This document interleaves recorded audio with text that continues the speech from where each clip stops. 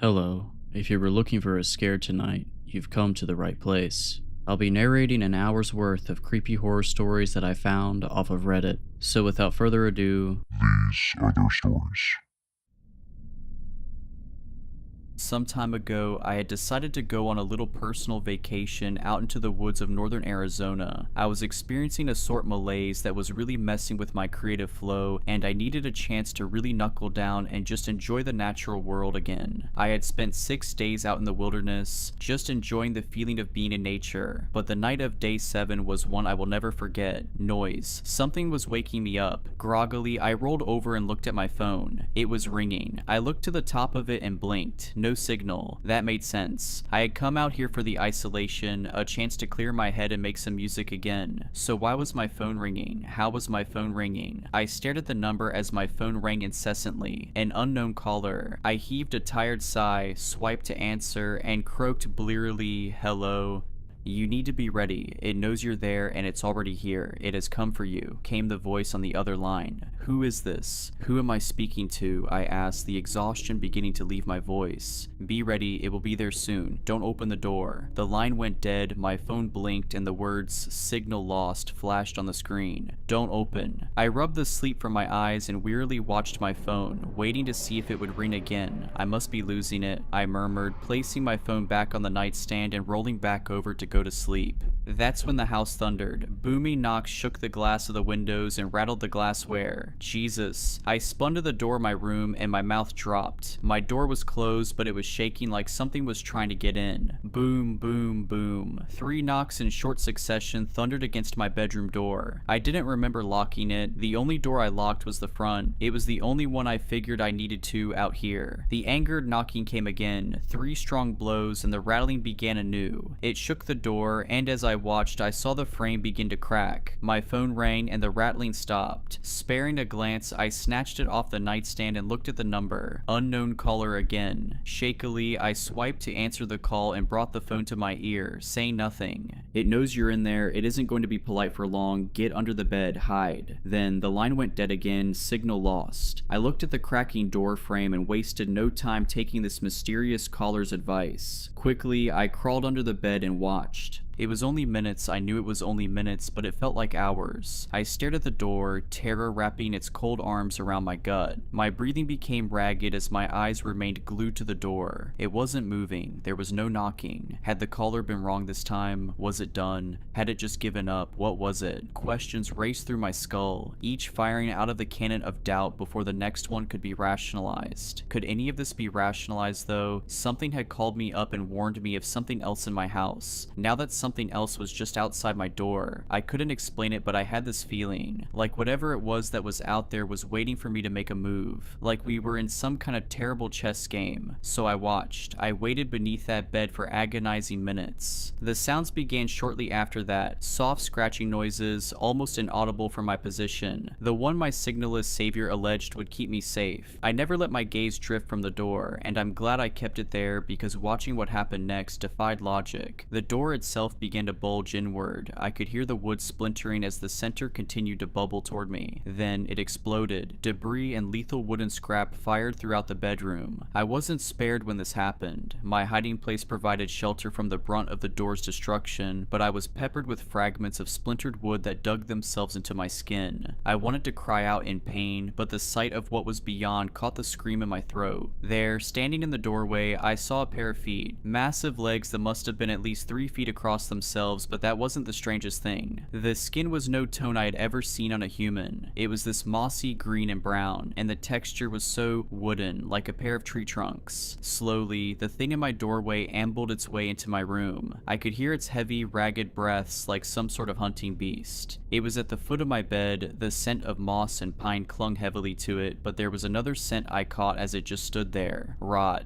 Death. The pungent odor of decaying meat clung to the creature's wooden legs. I had to cover my nose and mouth to keep from retching as it circled the bed. Was it going to throw it up and pull me out from underneath? Was this monster just waiting for the perfect chance to tear me to shreds? What was it? The feet turned and suddenly my blood felt like ice. My whole body shivered as the temperature in the room suddenly plummeted. I could see my breath as this thing let out an ear-shattering roar. I can't place the sound, but it reminded me of a mixture between a jet engine's roar and a grizzly bear's growl. I watched from my hiding place as the nightstand was lifted and launched across the room. I could only hear the thing shatter as the creature tore the place apart. My eyes were discs in my head, my hands were clamped over my mouth to hide any sounds of breathing or whimpering, but just as it spun to face the bed, it stopped. Instead, whatever it was turned and shambled out of my room. What?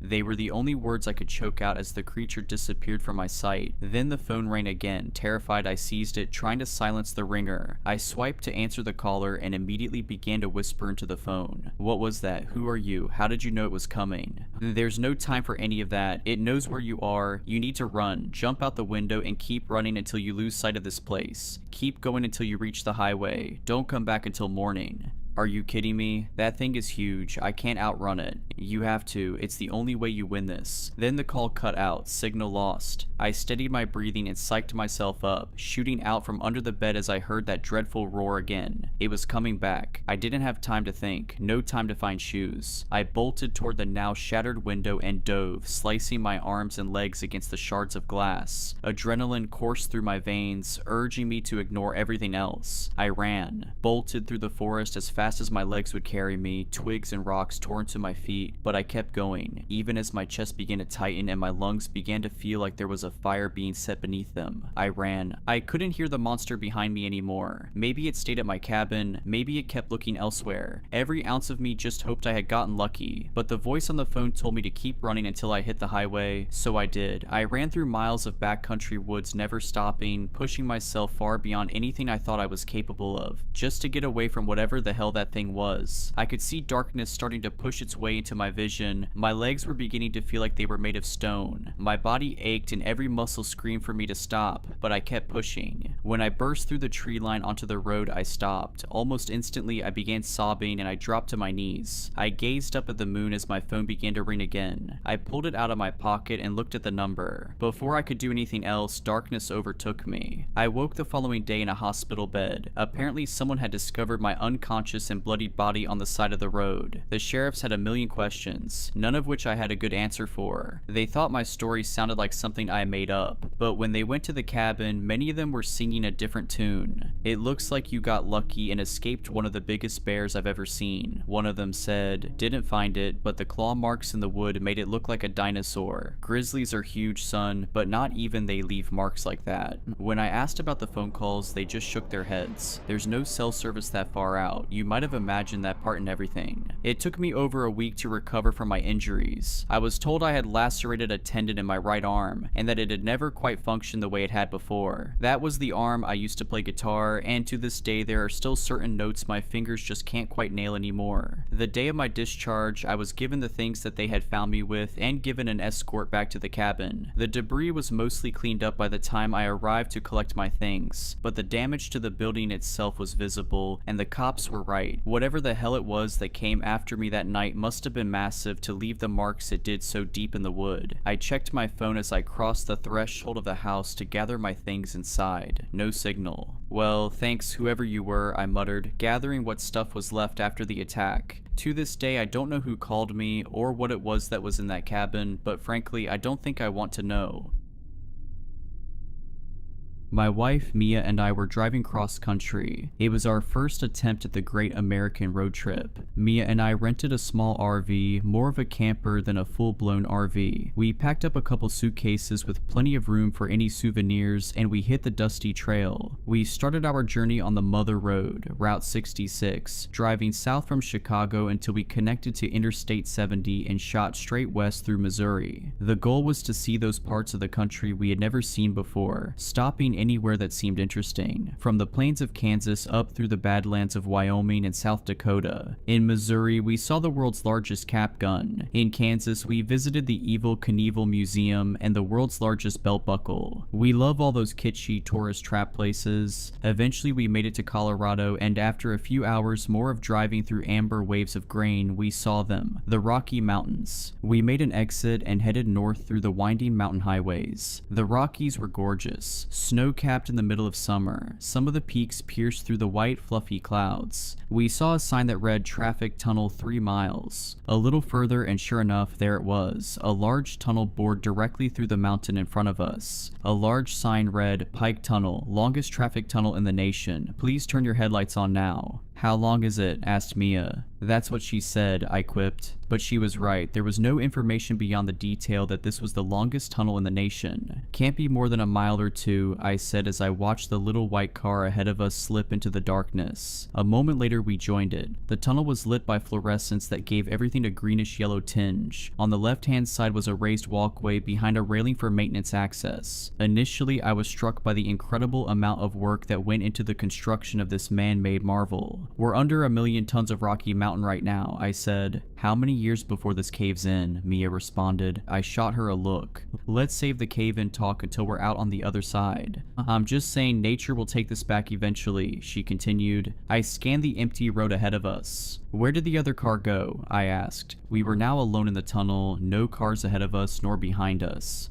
They must have sped off ahead. Maybe they're scared of a cave-in." My Spotify playlist had stopped playing. Mia looked at the phone. No cell service. She turned on the radio and spun the dial only to find static. "You're not going to be able to pick up a station in here," I said. She turned the volume down. "Just wanted to check. If only we had some CDs. This tunnel really keeps going." "I would have thought we'd be through it by now," I replied. I looked at the RV's odometer. 45,600 miles. I picked up speed. I wanted to try and catch up to the little white car. Up until this point, the tunnel was a straight shot, but now the tunnel started to curve to the right. It may have been my imagination, but it also felt as though we were descending. Mia felt it too, and she started to get antsy. "Where did that other car go? How long is this tunnel?" There was an urgency in her voice. I was getting nervous. Claustrophobia was not usually a problem for me, but when I looked down at the odometer and I saw that it had gone up by 3 miles, my mind began to wander to unsettling places. We were descending in altitude. I could feel it. I could see a slope in the lights on the ceiling and the railing of the maintenance walkway. I could feel a pressure in my head and I was getting cold. "Could you grab me a Coke from the back, Mia?" I couldn't have Mia getting anxious. That would only start a chain reaction and make me freak out, which would then make her freak out. She unbuckled and ducked into the back of the RV to where we had a cooler stocked with drinks and food. Just as she stepped into the back, I saw something. There, standing on the side of the road, was a man wearing a reflective safety vest and a hard hat. He was waving to me as I passed him by. Something about him looked strange. I watched him in the side view mirror as we passed, and he was still watching the RV, still waving at the back of our vehicle as he faded into the distance. Mia reappeared from the back of the RV, Coke in hand. She popped it and handed it to me. "You look worried." "I'm fine," I smiled and took a sip of the Coke. "Eric, slow down." I slammed on the brakes as I saw what made Mia scream. In the road in front of us was a roadblock. 2 reflective traffic sawhorses blocked both lanes of the tunnel. Beyond the roadblock, the lights of the tunnel were dark. There was nothing but a void of blackness. Standing in front of the roadblock was another man wearing a reflective vest and a hard hat. Only this time his hard hat had a light on top which obscured his face. We came to a jolting stop. I turned to Mia. "Are you okay?" I asked. "I'm fine," she replied. "It's a cave-in, isn't it?" God, I hope not. I rolled down the window, leaned out and yelled to the man in the hard hat. "Hey, what's going on?" The man was about 5 yards away. He took 2 steps towards us and then raised a hand to his mouth and yelled, "Just doing some maintenance." "How long is it gonna take?" I yelled back. The man made a hand gesture as if he didn't hear me. "How long is it gonna take?" I called again. He made the same gesture. I unbuckled my seatbelt and grabbed the door release. "What are you doing?" Mia asked. "I gotta know what's going on." "Eric, just stay here. It might not be safe." "I'll be just a second," I said. I pushed the door open and stepped down from the RV. "Stay in your vehicle," the man yelled. He took a couple steps towards me with his hand out, telling me to stop. "What's the holdup?" I shouted. The man was a bit closer now, but I still couldn't see his face through the shining light on his helmet. "Please stay in your vehicle," he shouted. There was something off about him. Then I heard it. A scream or something rolled from deep in the tunnel. The worker turned and looked into the darkness. Then he ran past the barricades, and soon all we could see of him was the light on his helmet. The light disappeared a moment later. "What the hell was that? Is someone hurt?" Mia asked. "I have no idea," I said. "Should we do something?" Mia asked. I just sat there and watched the pitch black tunnel in front of me. I had no idea what to tell her. I checked the side view mirrors. There was still nobody behind us. "Where are the other cars?" I asked. "They must have gotten through before the roadblock. Or maybe they caused the roadblock," Mia replied. "I saw another worker a little ways back. We could try to go back and talk to him. We'd be going straight into any oncoming cars. There's a maintenance walkway. We didn't pass him that long ago. We can probably catch him on foot.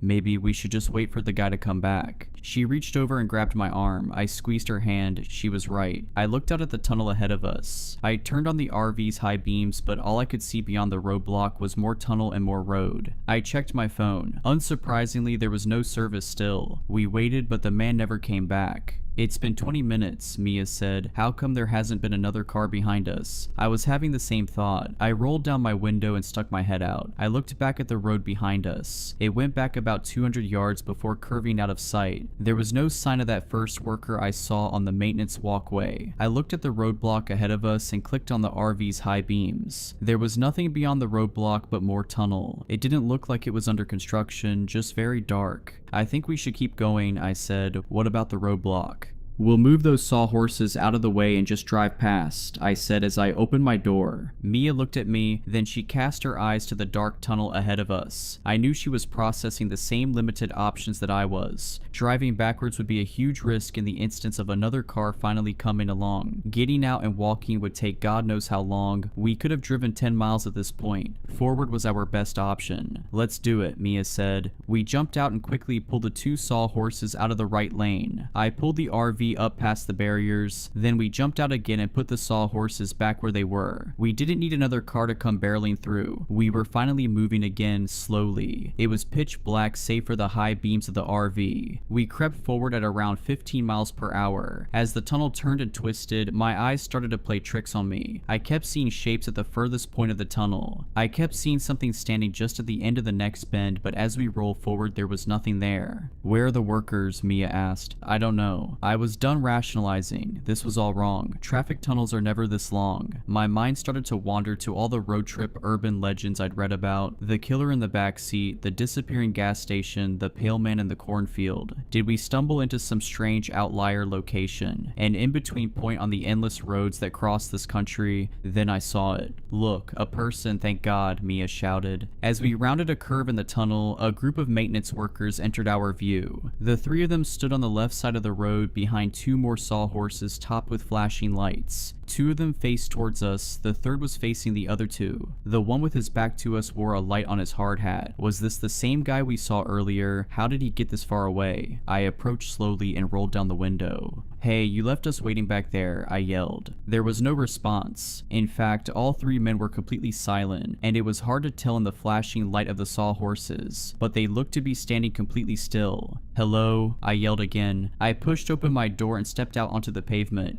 "Eric, wait." I held up a finger to Mia. "Just a second." I slowly stepped towards the three men. "Hello?" No response. What the? The bright lights of the sawhorses obscured their faces. I kept moving closer. "Hey, what's going on?" Then I saw it at their faces. They were plastic. In front of me stood three mannequins. I backed away toward the RV, then I turned and walked hurriedly to the vehicle. I was seriously freaked out, but I didn't want to alarm Mia. I climbed into the driver's seat and slammed the door shut. "They're mannequins," I said. "What?" "They're mannequins." "Why, what?" "I don't know."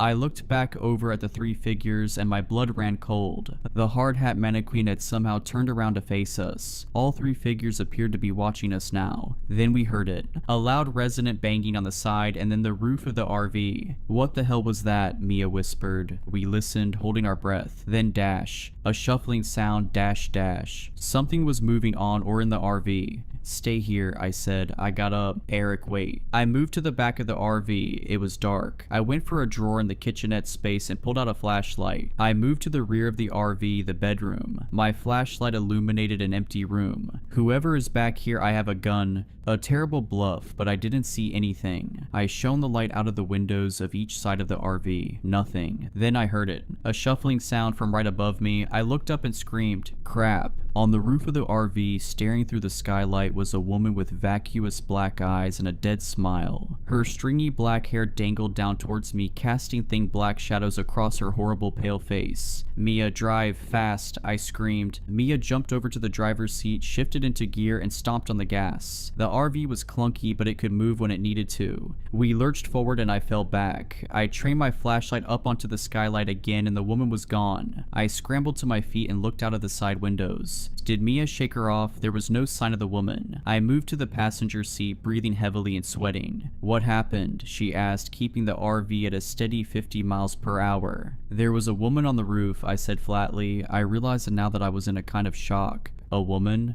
Her eyes were black. Mia just looked at me, then back at the tunnel ahead of us. "There's something wrong with this tunnel," I whispered. Mia pointed at the road ahead. "Look." I looked out at the tunnel. There were more mannequins. A lot more mannequins. They were positioned on both sides of the road. They were all facing us, and even though I never saw them move, when I looked in the side view mirror, they were somehow still facing us, turning to watch us as we drove past, watching without eyes. "Just keep driving," I said. As we drove on, the mannequins crowded the sides of the road more and more. There were thousands of them. Eventually they were so close that some of their outstretched arms hit the side of the RV. They were closing in on us, squeezing our path forward. One stood in the middle of the road. "I don't think I can get around it." "Run it over, don't stop." The RV smashed into the mannequin. Its head shot forward and bounced against the windshield, and the vehicle shuddered as it rolled over the body. Soon there were 2 in the road, then 3. I could see where this was going. Pretty soon there would be too many for the RV to ram through, but god damn it, we were going to get through as many as we could. "Speed up, Mia." Crash. The sound was surreal, smashing into mannequin after mannequin at nearly 60 miles per hour. Hands, legs, heads, and torsos flew. The windshield cracked, the RV shuddered and screamed, and eventually slowed down, despite the screaming engine. I'm certain the axle was jammed up with lifeless, plastic body parts. Eventually we came to a stop. "She won't move," Mia said. She pressed on the gas, but it was no use. The RV just rocked a little bit. "Try reverse." She shifted and pressed on the gas. We got some decent movement before running into another jam. "Crap. Should we get out and look?" Mia asked. "I'll go," I said as I grabbed the flashlight and popped the passenger door. Mia unbuckled her seatbelt. "We'll go together." We stumbled out of the RV on the passenger side. It was like stepping into hell. Countless lifeless faces stared out at us from the darkness. The only light came from the headlights of the RV and my flashlight. We clumsily made our way along the side of the RV. The ground was littered with mannequin pieces. I thought to myself, if we could get a couple yards cleared out behind the rear tires, we might be able to back out and get enough momentum to reverse all the way back out of here. Instead, when we got to the back of the RV, my stomach flipped and my heart sank. I was expecting to see a trail of flattened mannequins. Instead, the RV was now surrounded by thousands of perfectly intact mannequins standing at attention, as if their ranks had somehow been replenished after our vehicular assault. "This is impossible." She started to cry. I held her close. "We'll keep moving," I said. "It will never end. The tunnel makes no sense. It only curves one direction." I looked at her. "What do you mean?" "This whole time the tunnel has only been curving to the right. It would sometimes straighten out or go left for a few yards, but before too long we were curving to the right again. We've either been driving in circles or spiraling downwards. So we'll go back the way we came and hope we're not going in circles," I said. We had been driving for hours at this point. Walking back out the way we came would take days. But now that I thought about it, Mia was right. We'd only been curving to the right. This tunnel seemed to be very gradually taking us downwards into the earth. Going forward would not get us any closer to escape.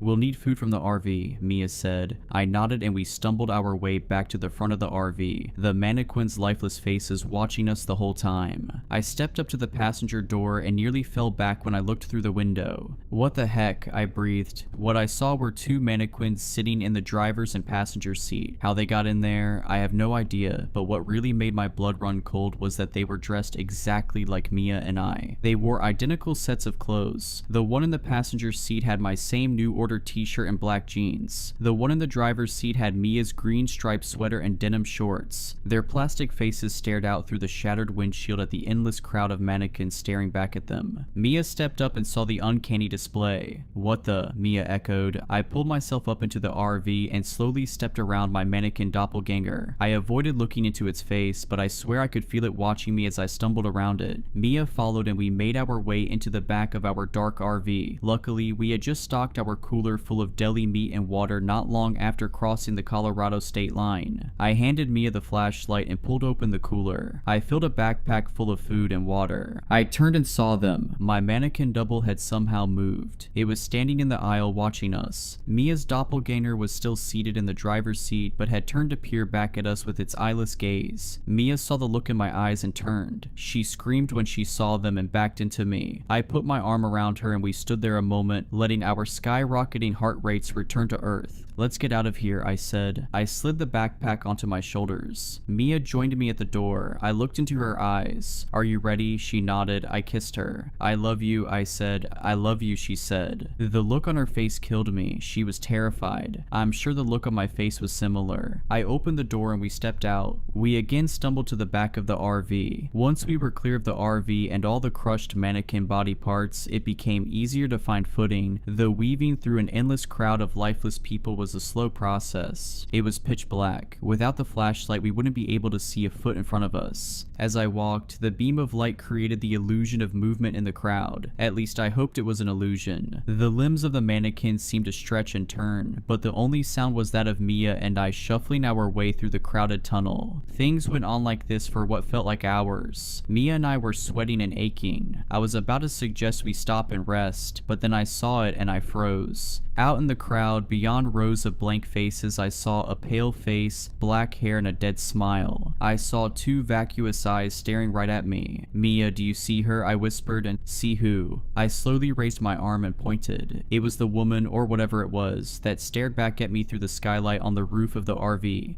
"Oh my God," Mia squeaked. I could see now that the pale-faced woman was tall, a few inches taller than the mannequins. As I pointed, she stared back at me with that terrible grin. "What do we do?" Mia whispered. I raised the flashlight and pointed it right at the pale-faced woman. I thought maybe this would scare her off. I was wrong. The light only made her appear more unsettling as she stared back unflinchingly. "What do you want?" I yelled. She only stared back at me. She was as still as the mannequins. "We have to keep going," I whispered. Mia didn't respond. Her body was tense as she held onto me. "We've come this far. We can't turn back again," I continued. I pulled Mia's hand and we continued on our way through the mannequins, keeping the distance between us and her as wide as possible. As we moved past, she kept watching us. Though her movements were imperceptible to us, her eyes never left us, like one of those portraits whose eyes appear to watch you no matter where you stand. Finally, we got far enough that she was out of sight, but the thought of her being somewhere behind us only unsettled me further, and I quickened our pace. As the hours wore on, there was no sign of the pale-faced woman, and the crowd of mannequins began to thin out. They still populated the tunnel from one end to the other, but there was more space between them, allowing Mia and I to walk more freely. The mannequins on the maintenance walkway on the side of the tunnel seemed to thin out as well, and I decided it would give us a better vantage if we were walking up there. I helped Mia climb up the railing that bordered the walkway, then I climbed up behind her. The walkway was elevated 3 or 4 feet above the roadway. We could easily see over the heads of the mannequins in both directions. There was, of course, no end to the tunnel in sight. We kept walking. The mannequins continued to thin out, but they were different now. They were mannequins dressed as maintenance workers again, but also mannequins dressed as families and businessmen. There was even a group of mannequin nuns standing in a single file line, heads bowed in prayer. Needless to say, we passed none of this on the way into the tunnel. I was feeling very hopeless that we were going to be able to find our way out. I was far beyond speculating how this was at all possible. It's not possible. And even if it were, there is no good reason for someone to do this to us. The only explanation was the supernatural. Then I saw her. Rather, I saw them. A Arranged in the middle of the tunnel was a circle of mannequins with long black hair and tattered cloth.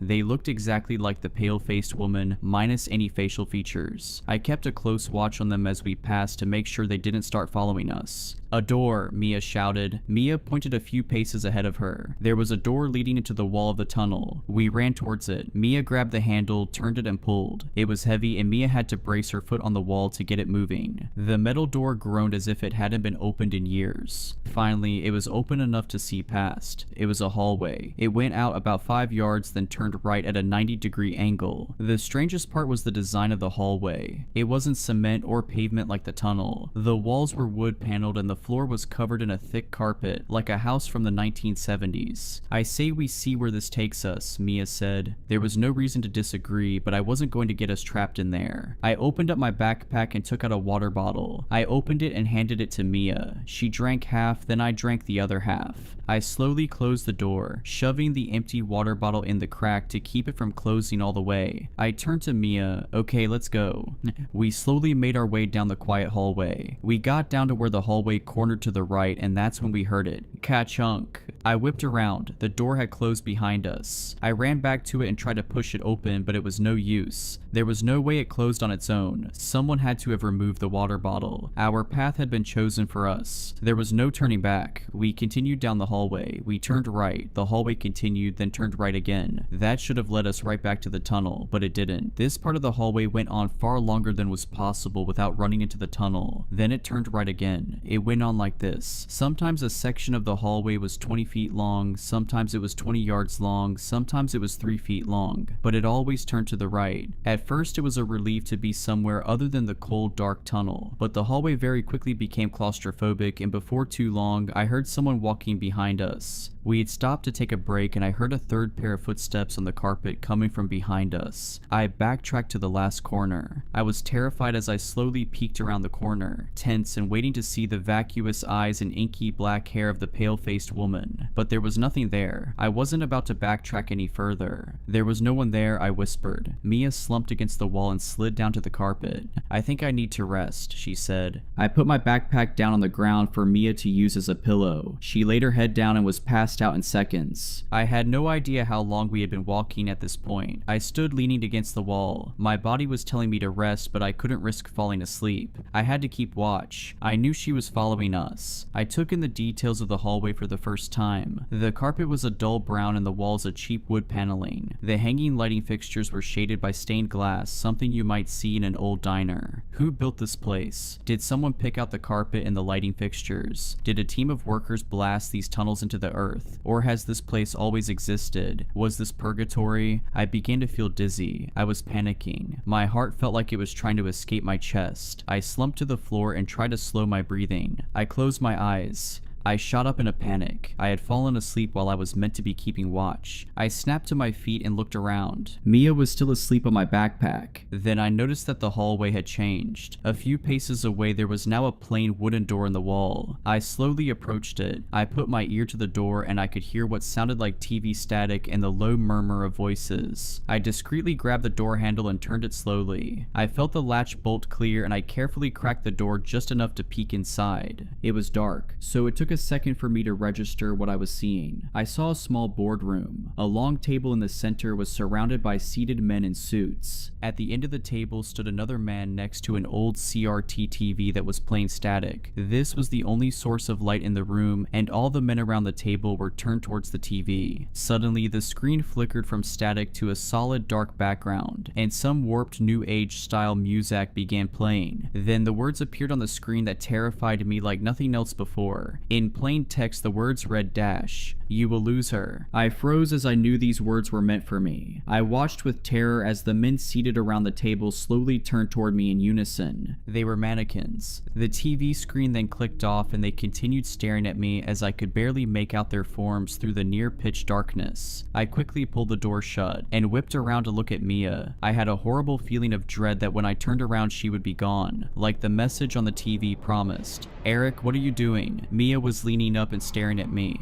Thank God. There was Mia, right where I left her. I pointed at the door and said, "This door appeared and I "What door?" she interrupted. I turned and sure enough, the door was now gone. I explained what happened to her, but I left out the message that appeared on the screen. "You will lose her." Those words still burned in my brain. I tried to force them out. We drank water, ate granola, and then got moving again. Hallways, endless hallways. After a couple hours of walking, we started to hear music. There were small speakers in the corners of the ceiling. I recognized it as the same new age music that played on the TV in the boardroom. The melody drilled into our minds. Combined with the dull aesthetics of the quiet hallways and the endless right turns, the music had a hypnotizing effect. The lengths of the halls became more uniform. That is to say, the straight section of hallway was about 7 paces, then a right turn, then 7 paces and a right turn. "I think we're walking in circles or a square," Mia said. I looked at her and took out a bottle of water. I peeled off the plastic label and dropped it on the floor. Then we kept walking. 7 paces right turn, 7 paces right turn, 7 paces right turn. And there it was. Mia was right. The label for my water bottle lay in the middle of the hallway. Somehow we had been led into a loop. I lost it. I kicked the wall repeatedly and screamed. Mia just leaned her back against the wall. This was our dynamic. If one of us lost it, the other became zen and thought of a solution. More often than not, I was the one to lose it. I finally stopped freaking out. "There has to be a way out, a door," Mia said. "We would have seen it," I replied. "A hidden door," she said. She turned around and ran her hands along the cracks of the wood paneling. "Most likely on the outer wall," she said. She beat her fist on the wall, listening for a change in the sound. I exhaled heavily, sweating and tired, and I started searching the wall as well. We checked the whole first wall, nothing. We checked the second wall, nothing. The third, nothing. The final wall, nothing. I gave up and slumped on the floor. Mia immediately went over to the other side of the hall and started checking the inner wall. "What are you doing? I thought you said it would be on the outer wall," I asked. Then we heard it. Mia beat the wall, and instead of the dead thud, we heard a resonate boom. A door. I shot up and started tapping the wall with Mia until we found where the door ended. It was the width of about 4 wooden panels. I lined myself up in the center, lowered my shoulder, and pushed. It moved. It barely moved, but it was enough to confirm this actually was a door. I recentered and tried again, lowering my center of gravity. I pushed as hard as I could. The door pushed inward about 3 inches, then Mia joined in. We slowly moved the door, 5 inches, then 10, then 15, then 20. Then Mia slipped inside. I had a moment of panic as she disappeared into the darkness, and those haunting words came back into my mind, "You will lose her." I darted past the doorway, falling through the threshold and hitting the concrete floor. I looked up and there was Mia, thank God. I promised myself I'd never let her out of my sight again. "The exit," Mia said. She looked and sounded as if she were 1,000 miles away. I got to my feet and followed her gaze. What I saw nearly brought me to tears. We were back in the tunnel, but there was light. About a mile down was the mouth of the tunnel, and daylight pouring in. Beautiful daylight. I grabbed Mia tight and kissed her. "Thank God," she cried. We started moving. Nothing was going to slow us down this time. We sped up into a run down the maintenance walkway towards that beautiful sunlight. As we approached, something else came into view. Parked in the middle of the roadway was a large vehicle.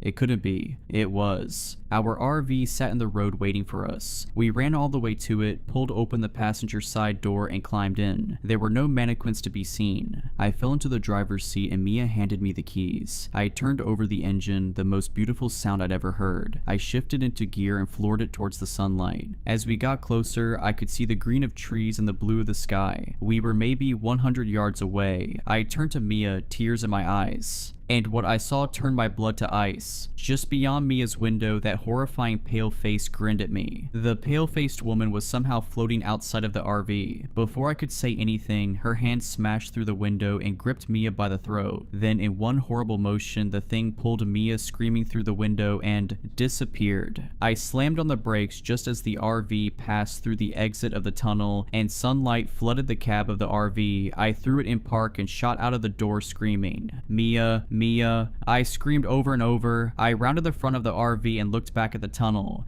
And what I saw shattered my mind. The tunnel was gone. There was only open road. I had lost her. A few weeks ago, I rented a cabin near Pitkin County, Colorado for a weekend getaway with my wife and daughter. For their privacy, I'll refer to my wife as Elena, and my daughter, who's between 4 and 8 years old, as Sophia. It was dusk by the time we arrived at the cabin, far later than Elena and I had planned. The afternoon's anticipation gone, the promise of a relaxing vacation already sullied, and my back sore from changing the tire which had been eviscerated by the forest road. The mood was thoroughly ruined. Maybe that should have been an indication as to how the rest of the trip would go. The cabin itself was beautiful and rustic. Nestled among the towering pines, the 2-story building blended into the surrounding woodlands with its dark-stained wooden siding and stone chimney. Large windows glistened with the last light of day, and the wraparound porch boasted a hanging patio swing. Much to Sophia's delight, she ran straight for it and started swinging as Elena and I carried the bags inside. When I unlocked the door and turned on the lights, I found myself surprised by the decor. In stark contrast to the classy, almost minimalist exterior of the cabin, the interior was remarkably cluttered. It was like every square surface, countertops, bookshelves, tables, etc., was covered in little trinkets, tchotchkes as my mother would have called them. There were coasters, candles, vintage oil lamps and compasses, and a bunch of wooden animal carvings, each about a foot tall. The interior wasn't dirty by any means, just more crowded than expected. I found it charming in a weird way, though Elena was less fond. I remember her taking a long look at the place and saying, "Interesting," which is her code for, "I don't like what I'm seeing, but I also don't want to make a big deal about it." It was past Sophia's bedtime, so after coaxing her off of the porch swing, I helped her get set up for the night. There were 2 bedrooms on the 2nd floor, a master suite with an attached bathroom, and a smaller bedroom that was pretty clearly set up as a kid's room for visitors to the cabin. The cabin was specifically advertised as family-friendly and good for parents with younger children, so it was no surprise when the smaller bedroom was full of colorful toys and plushies. There was a fireplace across from the bed, its mantel showcasing a full set of those wooden animal carvings, 1 moose, 1 bear, 1 trout, and so on. There was also 1 particularly large teddy bear sitting on the bed, partially buried under the covers like it was getting ready for bed. Sophia instantly fell in love, and I thought it was sweet that the cabin's owner had gone the extra mile to make the place welcoming. I didn't love the idea of her cuddling it to sleep though, since it likely hadn't been washed between visits, so I propped it up on a chair next to the bed before tucking Sophia in for the night. Tired from our travels, Elena and I went to sleep not too long afterwards. Saturday was our designated lake day. After making breakfast and waking up Sophia, who had to be convinced not to take her new best friend Mr. Bear out on the water with us, we grabbed the kayaks off of our roof rack and headed down to the shore. We were a short walk from the lake, and I was absolutely blown away by the natural splendor. Our cabin was semi-isolated, remote enough to give my family peace and privacy, but close enough to civilization that we could easily access help in case of an emergency. We were a 5-minute drive into town and a 5-minute walk to the nearest neighboring cabin, which we passed on the way to the lake. It was a gorgeous building, far more intricate and seemingly much older than the one we were renting. There was an older woman sitting on the porch as we passed it by, and although I couldn't wave since both hands were full with the kayaks, I gave her a nod and a friendly smile. She stared at me in response, her expression completely blank. She was looking directly at me, but almost looked like she was in a trance or something. "What was that all about?" I quietly asked Elena once we were out of earshot. "Not sure," my wife answered. "She looks pretty settled in there. Maybe that's her home and she doesn't appreciate her neighbor running an Airbnb." That seemed a logical explanation. I stole a quick glance over my shoulder before the house completely disappeared behind us, and saw that the woman was now walking down the steps of her front porch, her gaze still fixed on us. Elena and I exchanged worried looks and picked up the pace a little, Sophia running along ahead of us, joyful and oblivious. Once we reached the shore, we hopped into the kayaks and pushed off into the water. We weren't exactly running away from the woman, it was more so that we wanted to avoid a confrontation if we could. As we started paddling out into the lake, the woman appeared at the tree line but never came any closer. I gave her a wave, and again, she gave me no response but a glower. It occurred to me that she might have been trying to warn us about the lake, maybe about a current or algal bloom, but I'd researched the area extensively to make sure it was safe, and her demeanor wasn't quite urgent or benevolent enough for that to be the case. The rest of the day was thankfully devoid of any more strange encounters. After a calm day of swimming and hiking, we returned to the cabin in the evening for dinner and s'mores. Sophia brought Mr. Bear outside to help with the s'mores, to mine and Elena's amusement. We had no idea how we would convince her to leave the stuffed animal behind when we left on Monday night. After we put Sophia to sleep at 8 p.m., Elena and I watched a movie, had a drink, and then went to sleep at 10:30 or so. At midnight, according to my phone clock, I heard what sounded like a knock. I sat up in bed, checked the time, and listened for a minute. A few seconds passed, and then there came 3 knocks in quick succession. I gently shook Elena awake, waiting to hear the sound again, and after a moment I did. There was someone at the front door of the cabin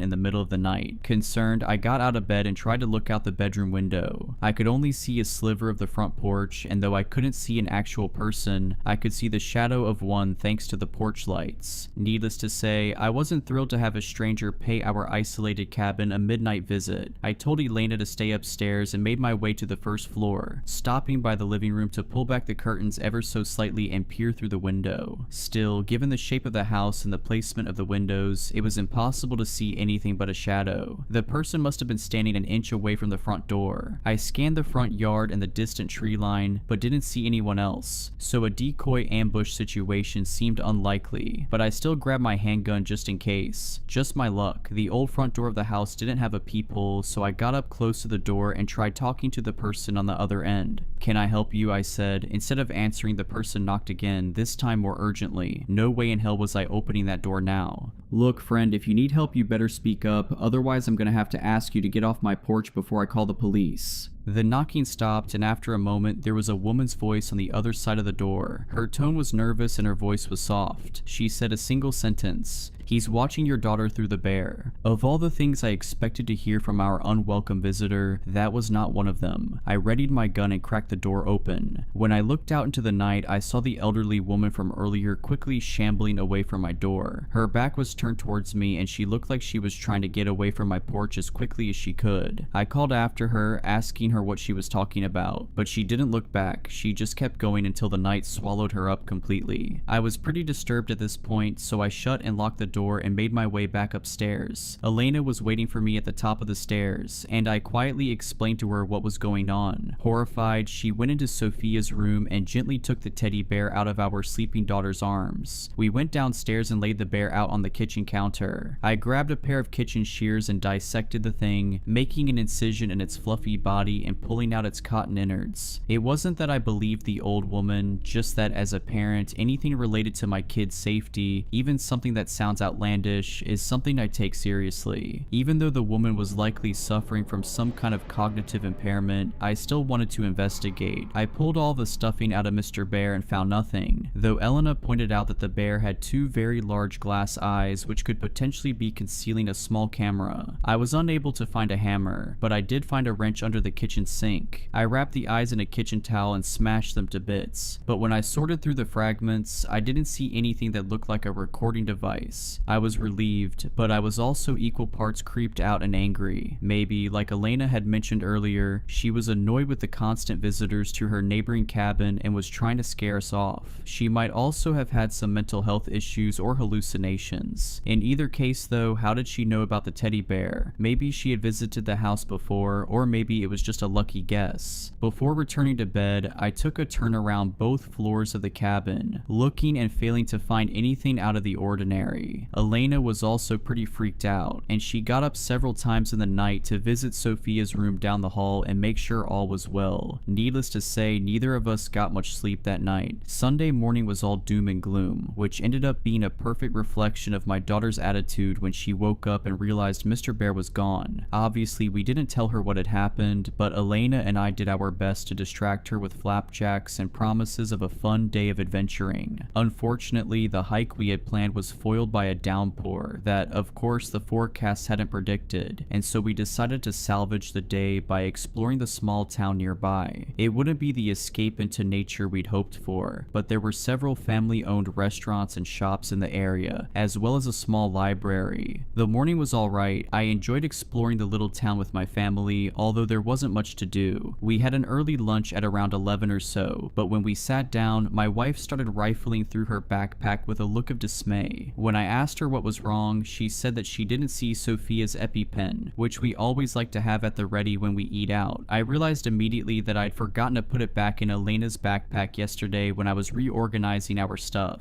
I felt like such an idiot, and Elena, already grouchy from a sleepless night, really chewed me out for it. To make amends, I told her to wait with Sophia at the restaurant while I hurried back to the cabin for the EpiPen. She was displeased, but it felt like a better option than all of us braving the rain to return to the cabin. The drive back was an absolute nightmare. Sure, it was a short commute, but the dirt roads leading up to the cabin had turned to sludge in the heavy rain. I was in a foul mood when I entered the cabin. I shut the front door with a slam and made my way to the stairs. The house was dark thanks to the storm outside, dark enough that I almost missed the muddy shoe prints leading up the hardwood steps. When I saw them and realized what they were, I stopped in my tracks. I didn't have to wonder what they meant. Someone had been in the cabin since my family left, and judging by the fact that there was only one set of prints, they likely were still in the house with me at that very moment. I stood on the half landing looking up at the second half of the staircase. The upper floor was eerily dark, so much so that someone could have been standing right at the edge of the staircase and I wouldn't have been able to see them. I carefully walked backwards down the stairs, keeping my eyes peeled in case any shape suddenly emerged from the darkness. And once I made it down the stairs, I turned around and ran outside. I sat in my car and called the police to report a break-in. After calling Elena to explain the situation, I sat in my car and watched the house until the police arrived, which took almost an unreasonable amount of time. I never saw any movement from inside the house, nor did I see anyone leave, though I didn't have a great visual on the back door. It's possible that the intruder could have slipped through the back and run straight for the woods, in which case the cabin would have obscured them. The police were shockingly curt and dismissive about the whole thing. One of the officers who arrived on scene asked me for proof of a break-in, as if I would have had time to snap a picture of the intruder in my house or something. They did a sweep of the cabin and found no one inside, but even so, I didn't want my wife and daughter to set foot in that building again. I texted Elena, telling her I was going to pack up our stuff and that we should leave a night early, and she agreed. The cops stayed with me as I packed to give me some peace of mind, which I appreciated. Aside from the shoe prints, there weren't any obvious signs of a break-in, and strangely, nothing of value had been stolen, even though I'd left my laptop laying out in plain sight. Thankfully, we'd packed light, so it didn't take me long to grab all of our stuff from the master bedroom and the bathrooms. My last stop was Sophia's room, where I was quickly able to locate and pack all of her things. Nothing of Sophia's had been stolen or tampered with, but there was something missing from the fireplace mantle. Right in the center there was a circular impression in the fine layer of dust, indicating that a certain figurine had recently been separated from its wooden brethren. Someone had taken the bear.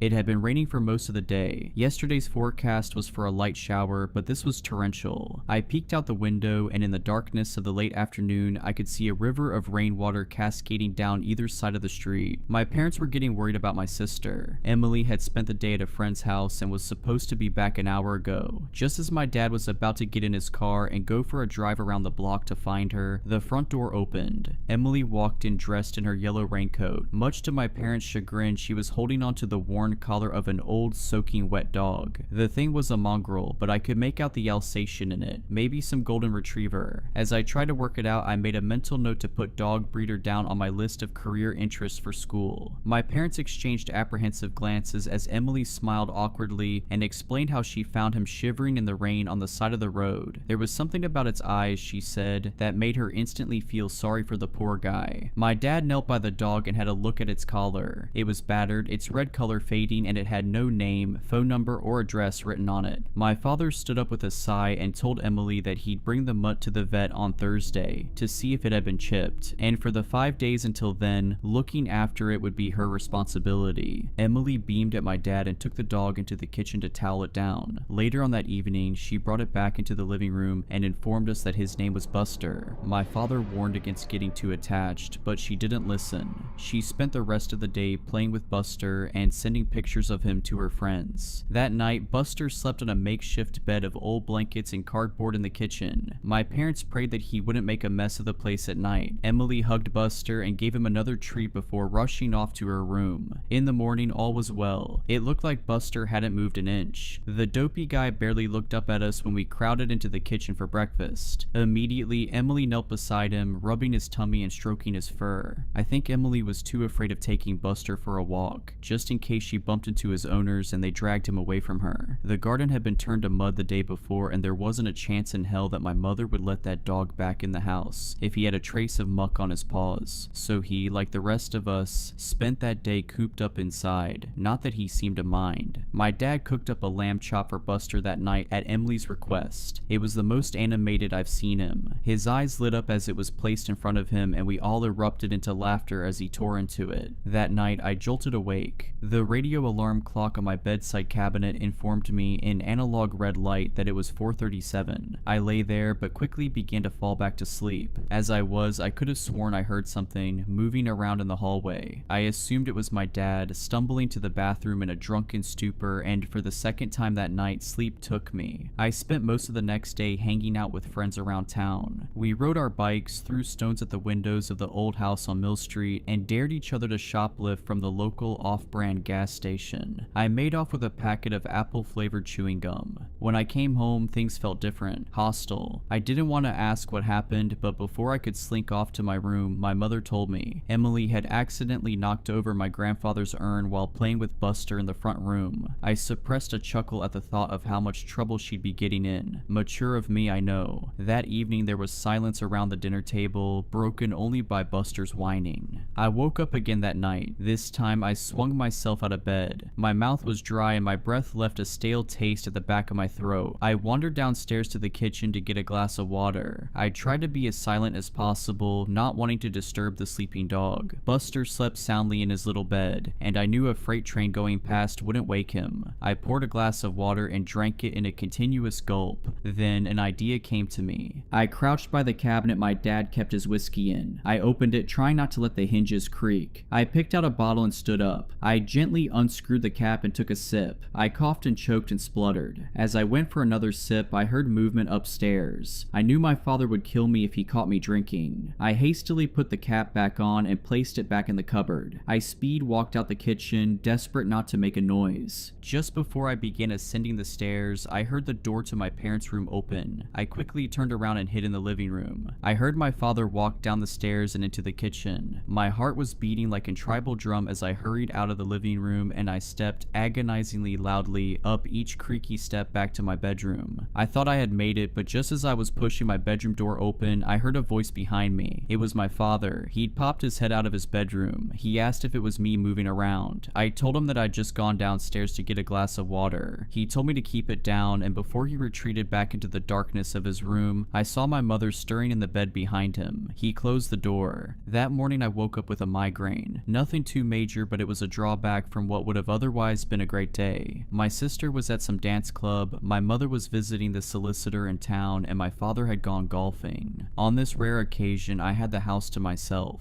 Well, me and the dog. I found a strongly worded note on the kitchen table when I woke up. It was left by Emily, telling me how I should feed and entertain Buster while she was gone. I crumpled it up and attempted to throw it into the bin from across the room, missing horribly. I made myself the unhealthiest breakfast I could think of. I took it into the living room to eat while I settled down to watch a film, Dan O'Bannon's Return of the Living Dead. That's how I spent the morning. Later on, I took my empty plate into the kitchen. I figured if my mother saw that I cleaned the dishes, she wouldn't be as critical when she found the crumbs. I walked past Buster, who was slumped in his usual stop in the corner of the room on a bed of now dirty sheets. In a joking manner, I asked him how his day was while I washed up. Obviously, I got no reply. I remembered my sister's note and set a half-dried glass down while I fetched Buster some treats. I didn't know where Emily kept them, so I grabbed a slice of overly processed ham from the fridge. I crouched beside him and dangled it in front of his snout, teasing him. There was no response, no slow opening of the eyelids, no methodic wag of the tail. There were no signs of life at all. I gasped and put my hand on his stomach, trying to feel it rise with his breath or a heartbeat, anything. To my horror, his abdomen began to compress when I did, like a limp, deflating balloon. He felt hollow, empty. I scrambled to my feet and stumbled backwards. As I put my hand on the counter, I knocked over a glass. It shattered on the kitchen floor, but Buster didn't so much as flinch. I panicked and ran up to my room. I took my phone from my bedside cabinet and hastily rang my mother. It rang for a brief moment before she picked up. I managed to stutter out that there was something wrong with the dog, that it was an emergency. She assured me that she had just picked up Emily and would be home in 10 minutes, and with that she hung up. I set my phone down and paced around the room.